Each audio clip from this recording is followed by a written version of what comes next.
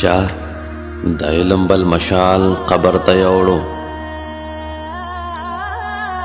چا د ځان سره خپل مال قبر ته یوړو،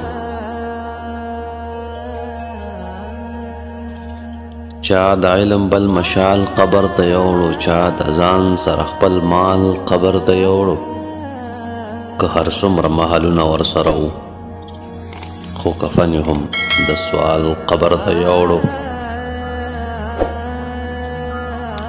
که هر څومره محلونه ورسره وو خو کفن یې هم د سوال قبر ته یوړو.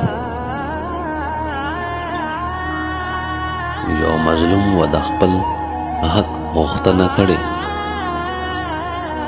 نن په وینو کې ملال قبر ته یوړو.